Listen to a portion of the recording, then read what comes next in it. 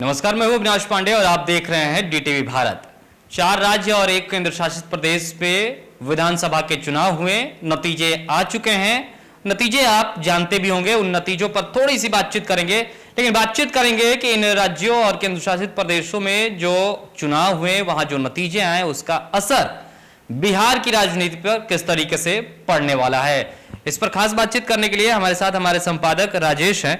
राजेश, थोड़ा बताएंगे भी हम लोगों को कि क्या कुछ हुआ इन 5 जो जहां पर चुनाव हो रहे थे, 4 राज्यों में और 1 केंद्र शासित प्रदेश में, लेकिन सबसे ज्यादा और सबसे जो निगाहें थी लोगों की वो बंगाल पर थी। पश्चिम बंगाल में जिस तरीके से सियासी घमासान देखने को मिला, जिस तरीके से उठापटक देखने को मिली, रुझानों में भी देखने को मिला क्या कुछ हो रहा है, किस तरीके नहीं।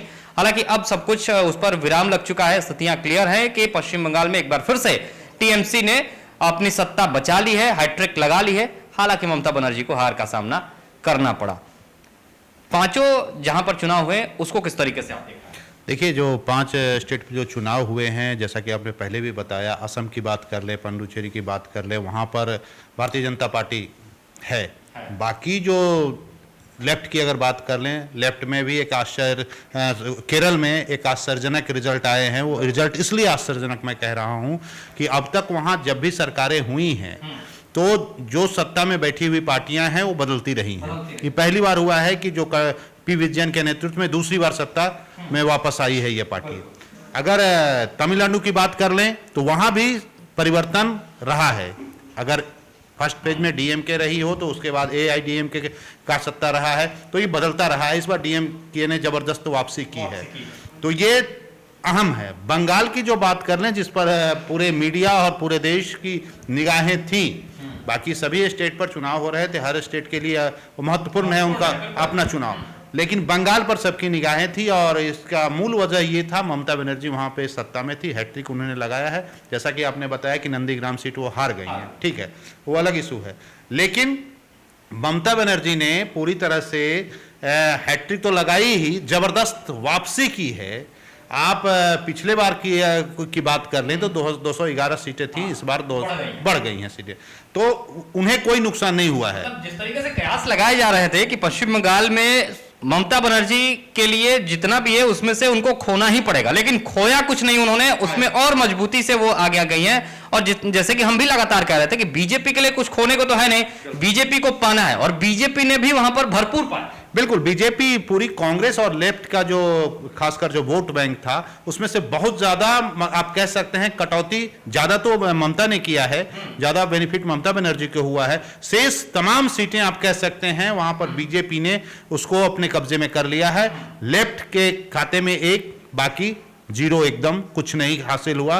कांग्रेस बस अभी इसमें खुशी है कि चलिए भारतीय जनता पार्टी को वहां दूर रख दिया, इसीलिए हाँ, बाकी उसके हाथ पे कुछ नहीं आया है। राष्ट्रीय पार्टी का इस तरीके से पश्चिम बंगाल में सुपड़ा साफ हो जाना, लेफ्ट का वहां पर सुपड़ा साफ हो जाना, बंगाल में जो पार्टी एकदम हाशिए पर थी उसका इस तरीके से बीजेपी का इतना अधिक सीटें लेकर आ जाना, ये आपको नहीं लगता है कि अब बंगाल में सिर्फ 2 ही दल रह गए हैं, एक टीएमसी एक बीजेपी? नहीं, ये जो है आप कह सकते हैं कि ये अभी बाद में हम इसकी चर्चा हम लोग करेंगे कि इसका जब बिहार पे क्या दूरगामी परिणाम होंगे, लेकिन वहां पर आप देखेंगे तो कांग्रेस और खासकर लेफ्ट की अगर बात कर लें तो बहुत बड़ा नुकसान है। 40 सीटें थी वहां पे कांग्रेस की, तकरीबन 30 सीटें थी लेफ्ट की, तो ये पूरी तरह से 0 पर आउट हो गए हैं एकदम। जिसको आपने कहा कि सुपड़ा साफ हो गया है, पूरी तरह से साफ हो गया है, लेकिन उसका बेनिफिट भारतीय जनता पार्टी ने उठाया। हालांकि उसे कम फायदा हुआ है, ज्यादा फायदा लेफ्ट को हुआ है, क्योंकि जो कांग्रेस का जो वोट बैंक रहा है और लेफ्ट का जो वोट बैंक रहा है वो पूरी तरह से ममता बनर्जी की ओर शिफ्ट किया। हाँ, फायदा हुआ। जो वोटों का जो ध्रुवीकरण की जो बात हो रही है उसमें ज्यादा से ज्यादा फायदा ममता बनर्जी को मिला है। चौथे चरण का जब चुनाव हुआ, चौथे चरण आप रिजल्ट भी देखेंगे तो चौथे चरण तक का जो रिजल्ट आया है, जो काउंटिंग हुई है, उसमें भारतीय जनता पार्टी को ज्यादा फायदा हुआ है। चौथा से आगे जो 4 चरण जो शेष बचे रहे उसमें 2 चरण में यानी छठा चरण तक बीजेपी को फायदा कुछ हुआ है, लेकिन 6 के बाद 7 और 8 में पूरी तरह से बीजेपी डैमेज हुई है। और इस कारण क्या हो सकता है? उसका देखिए मूल कारण ये रहा, चौथे चरण में जिस तरह से ध्रुवीकरण करने की बात की गई थी, लगातार नरेंद्र मोदी आ रहे थे और वहां तो बातें हुई, जात तक की बात होने लगी, धर्म को लेकर बात होने लगी, हिंदू मुस्लिम बात होने लगी, लेकिन जो वोटों का ध्रुवीकरण बीजेपी चाह रही थी वो नहीं हो पाया, उसके फेवर में नहीं हो पाया। ममता बनर्जी इसमें कामयाब हो गई और पूरी तरह से जो मुस्लिम वोट बैंक है वो पूरी तरह से उधर शिफ्ट किया। आप पिछले लोकसभा चुनाव में आप देखेंगे तो एससी एसटी तकरीबन 30% जो वोट बैंक है उसका बेनिफिट बीजेपी उठाई थी, बीजेपी को बहुत ज्यादा बेनिफिट हुआ था, पूरा वोट बैंक बीजेपी की ओर शिफ्ट किया था। लेकिन इस बार जो है एससी एसटी का तकरीबन 30% वोट बैंक जो पूरा तो नहीं आप कह सकते हैं, तकरीबन आप 15 से 20% वोट जो है भारतीय जनता पार्टी से छिटक गई और टीएमसी की ओर गई। अगला जो एक मुस्लिम और एससी एसटी वोट बैंक में इजाफा हुआ गई है, फायदा हुआ है। एक और सबसे बड़ा बात है कि प्रधानमंत्री जिस तरह से वहां पर एक महिला सीएम है ममता बनर्जी, और जिस तरह से उनके खिलाफ उन्होंने बयानबाजी की, जिस तरह से उन्होंने व्यंग किया, वो उनके लिए नुकसानदायक साबित हुआ। एकदम आत्मघाती कदम कह सकते हैं, एकदम छोड़ा है। क्योंकि जिस तरह से देखिए बंगाल जो है सांस्कृतिक रूप से आज से नहीं, शुरू से बड़ा ही सुदृढ़ और बड़ा ही मजबूत प्रदेश रहा है। तो वहां के जो स्थानीय नागरिक थे और वहां के जो लोग थे, उन्हें यह लगा कि आप एक महिला के, ठीक है आपकी लड़ाई है, आप प्रधानमंत्री हैं, आप कोई वहां छोटभैया लीडर नहीं हैं, आप वहां जाकर ममता के साथ इस तरह से व्यंग भरे लहजे में बात करते हैं, दीदी वो दीदी ये होगा खेला हो बे, तो व्यंग जो कर रहे थे महिलाओं को ठेस लगा और महिला को लगा कि नहीं ये तो पूरी तरह से अन्याय है। उसके बाद पूरी तरह से ममता बनर्जी की ओर महिलाएं शिफ्ट की हैं। हालांकि वहां पर एक मतुआ जो है, जो एससी की मैं बात कर रहा था, वो हालांकि अमित शाह, जेपी नड्डा ने बहुत कोशिश की, उनके यहां जाकर खाना खाने की भी कोशिश की, लेकिन वो सब विफल रहा। उसके अलावा बात हुई मुस्लिम, वो पूरी तरह से इनके पास हुआ। मुस्लिम को लगा कि अब जो है अगर हमको बीजेपी को मात देना है तो कांग्रेस में वो दम नहीं है, लेफ्ट में वो ताकत नहीं है कि हम भारतीय जनता पार्टी को का सामना कर सके। तो वो पूरे के पूरा वोट बैंक जो है वहां पे शिफ्ट हुआ। जैसे बिहार में भी, इसकी भी हम बाद में चर्चा करेंगे। तो यहां पे ये शिफ्ट हुआ और महिलाएं बड़ी संख्या में उनके साथ रहीं। तो ये भारतीय जनता पार्टी को बहुत नुकसान हुआ है। अच्छा, भारतीय जनता पार्टी को एक तो ये नुकसान हुआ है राजेश, जो स्थितियां हम लगातार बातचीत कर रहे थे, क्या ये भी हुआ है कि भारतीय जनता पार्टी ने हिंदू वोटरों को एकजुट करने के लिहाज से जो काम किया उससे मुस्लिम वोट बैंक एक तरफ हो गया? बंगाल की सियासत ये कहती है कि अगर मुस्लिमों ने साथ छोड़ दिया तो सत्ता में आप नहीं आ सकते हैं, क्योंकि लगभग हर एक तीसरा जो वोटर है वहां पर वो मुस्लिम वोटर है, इतनी जो जनसंख्या है वहां पर इस तरीके से।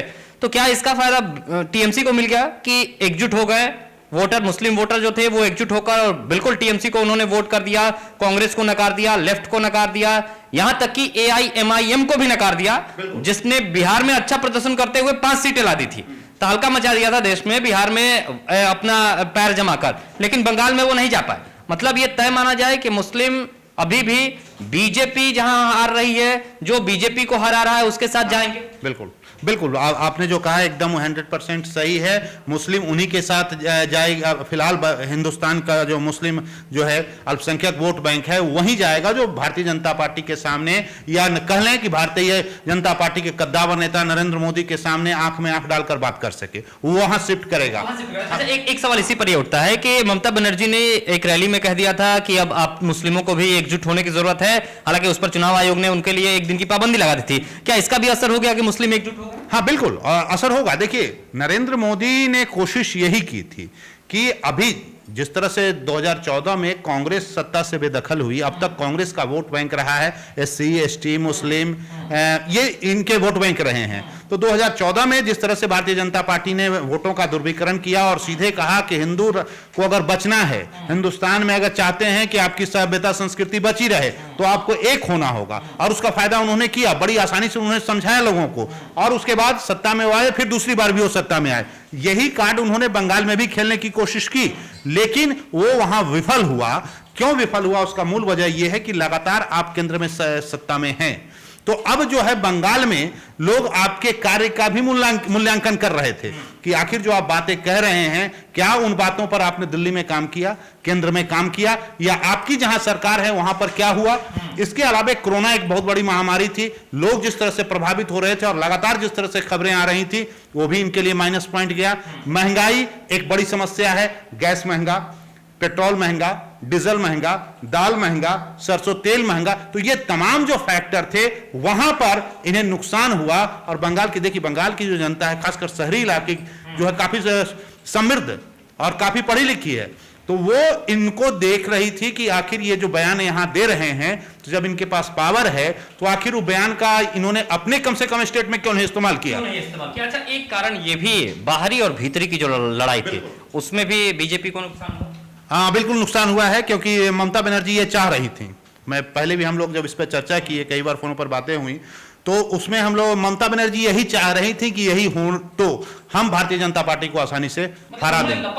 बिल्कुल वो उन्होंने लपका। तेजस्वी यादव ने पिछले बार विधानसभा चुनाव में बेरोजगारी का मुद्दा पकड़ा, युवाओं को एकजुट कर लिया और अच्छा खासा टक्कर दिया, हालांकि सत्ता में वो नहीं आ पाए। बंगाल में ममता बनर्जी ने बाहरी भीतरी खेला हो गए और बदनामी या फिर यूं कह रहे कि महिलाओं पर इस तरीके से इसको पूरी तरीके से लपक लिया और फिर चुनाव में वो गई और फिर बाजी मार गई। हाँ बिल्कुल, ये समझ नहीं पाया। जैसे अभी आपने तेजस्वी का जिक्र किया, उससे पहले मैं आपको बता देता हूं, लालू प्रसाद यादव ने भी इसी तरह लपका था जब मोहन भागवत ने बयान दिया, समय सत्ता में आ गई थी महागठबंधन। हाँ बिल्कुल, भारी नुकसान भारतीय जनता पार्टी को उठाना।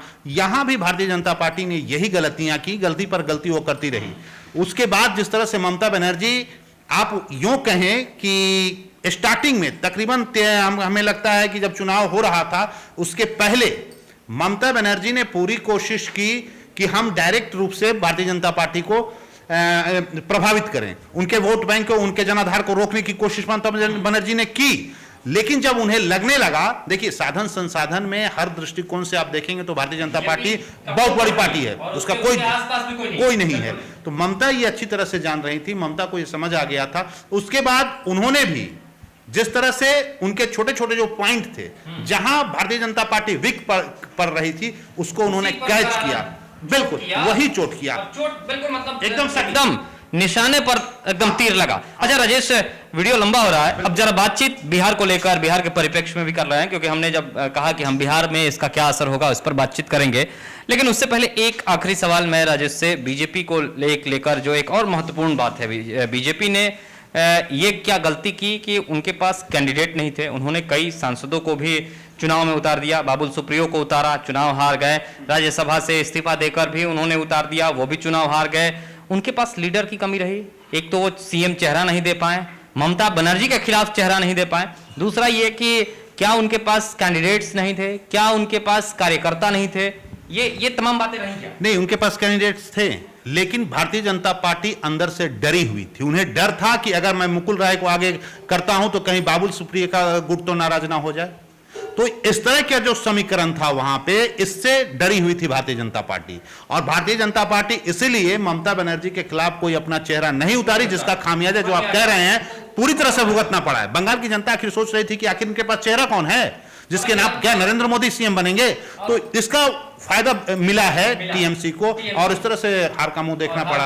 हालांकि अब पीठ थपथपा रहे हैं कि कम से कम ममता बनर्जी को तो हमने हरा दिया। दिल बहलाने के लिए गालिब ख्याल अच्छा है, ये आप कह सकते हैं। ममता बनर्जी मतलब टीएमसी की बात कर लें तो पिछले विधानसभा चुनाव में 211 सीटें थी, इस बार विधानसभा चुनाव में जो जीत हासिल की है 213, मतलब 2 ज्यादा सीटें आई हैं। ये स्थिति है बंगाल में टीएमसी की पूर्ण रूप से वापसी। हालांकि अब सीएम को लेकर जिस तरीके से होगा, क्या कुछ होता है वो थोड़ा सा नहीं होगा, उसमें क्लियर कर देते हैं। संविधान की धारा 164(4) के तहत उसमें एक प्रावधान है कि अगर आप किसी भी सदन के सदस्य नहीं हैं, लेकिन फिर भी 6 महीने तक आप मंत्री या मुख्यमंत्री की कुर्सी पर रह सकते। 2011 में यही हुआ था, जब उस समय ये सांसद थी, और जब इन्होंने बंगाल में आई, उसके बाद जब ये जीती और जब सीएम बनने की बारी आई तो इन्हें सीएम बनाया गया था। और इससे पहले और भी कई उदाहरण हैं, आपके इंदिरा गांधी का के रूप में शपथ लेंगे। हाँ, आराम से, कोई दिक्कत नहीं। तो अब जरा बिहार के परिप्रेक्ष्य में भी बात कर लेते हैं। राजेश, बिहार में क्या असर पड़ेगा? देखिए, बिहार में बहुत बड़ा असर पड़ने वाला है। हम लोग पहले भी जब चुनाव हो रहा था उससे पहले भी कह रहे थे कि बिहार में इसका असर पड़ेगा। हालांकि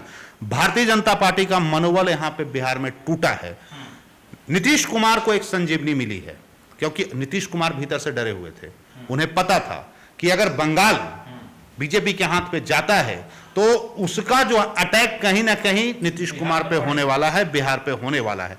लेकिन वहां जिस तरह से बीजेपी को हार मिली है, सत्ता उसके आते आते उसके हाथ से फिसल गई, तो अंदर से नीतीश कुमार खुश होंगे। थोड़ी सी सावधानी, लेकिन अब ये भी जो आक्रामक पॉलिटिक्स करने की कोशिश, हालांकि विपक्ष पे इस पर ये नहीं कर सकते, इन्हें सबसे बड़ी लड़ाई अभी भारतीय जनता पार्टी से ही लड़नी होगी, तो यहां पर थोड़ी सी राहत मिली है। साथ ही साथ लालू प्रसाद जो कमबैक कर रहे हैं, जो बिहार आने वाले हैं, बहुत जल्द स्वस्थ होकर आ जाएं, अच्छी बात है ना, किसी भी राजनेता की आवाज पर वो हाँ बिल्कुल बिल्कुल उनको बेल मिल चुकी है और एम्स से भी वो रिलीज हुए। हाँ बिल्कुल।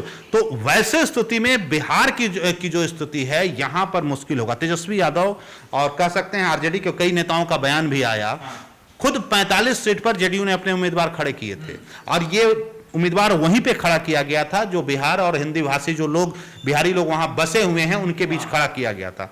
हालांकि सभी के जमानत जब्त हो गए, लेकिन 2, 4, 10, 20 जो भी वोट कटा वो भारतीय जनता पार्टी का वोट कटा।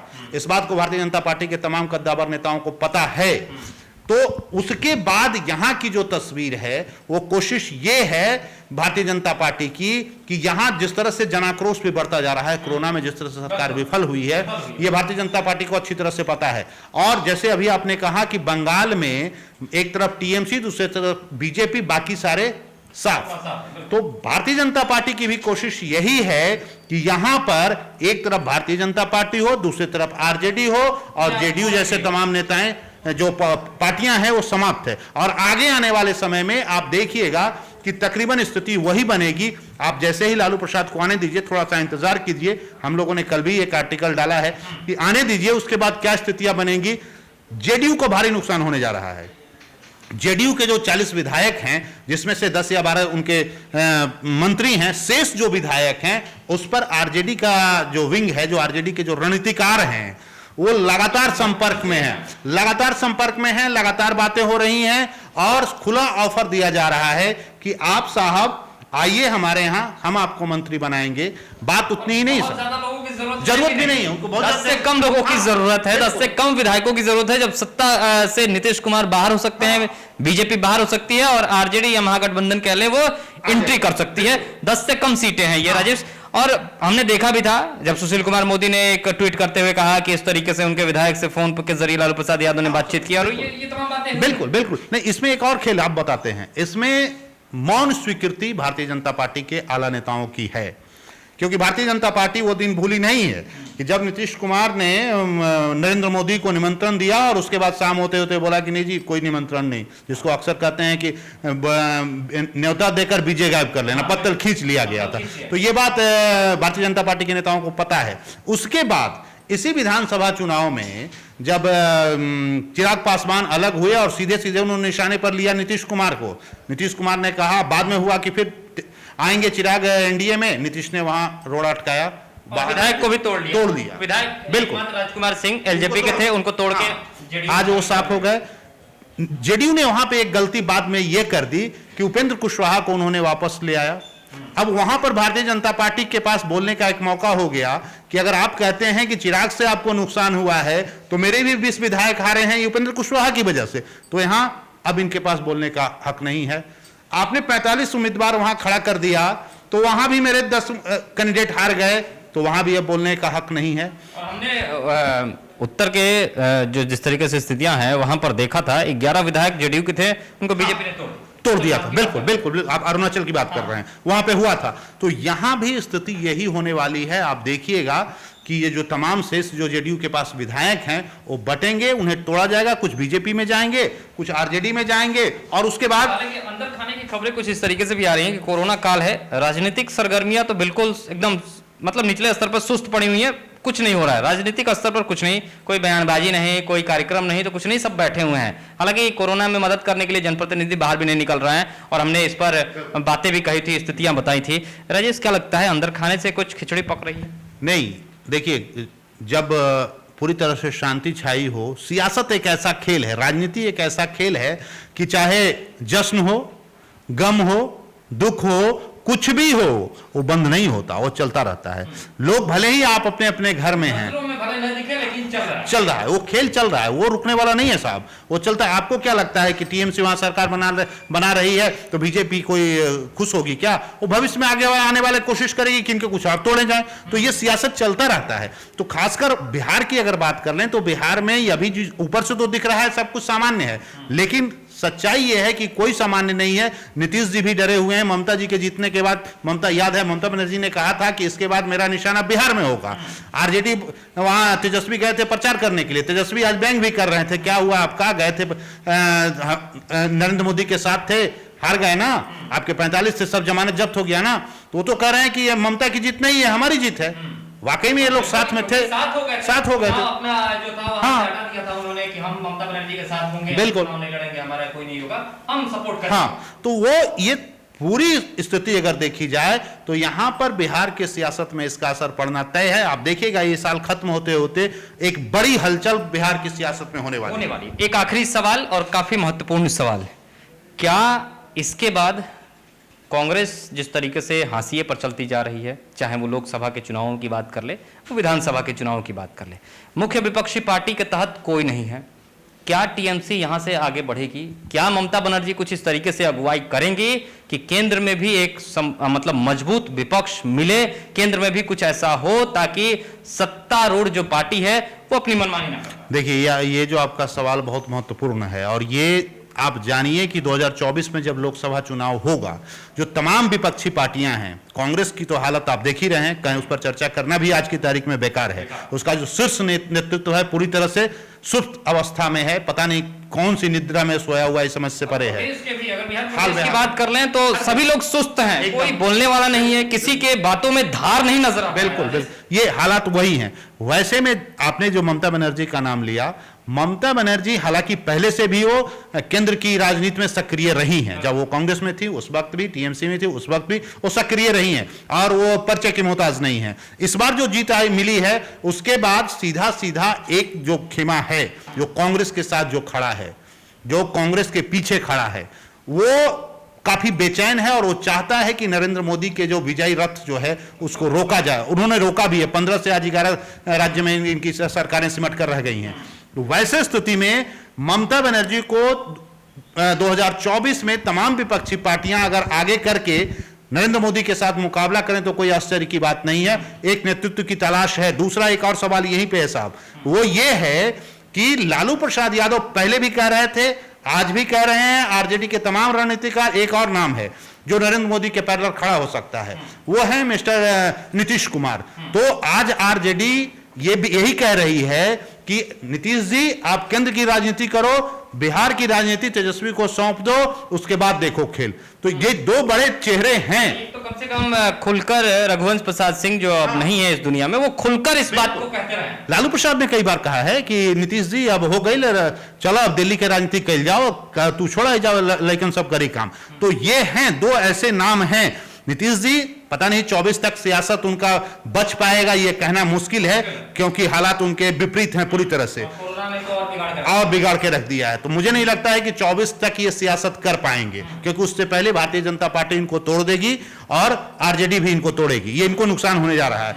ममता फिलहाल पूरी तरह से सुदृढ़ हैं, मजबूत हैं, और 2024 में हो सकता है कि वो एक कड़ी चुनौती नरेंद्र मोदी को केंद्र सरकार स्तर पर दे सकती है।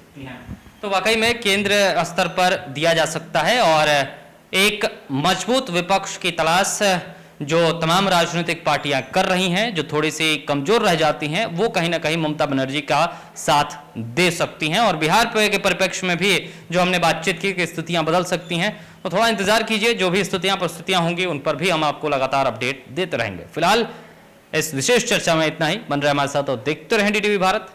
नमस्कार।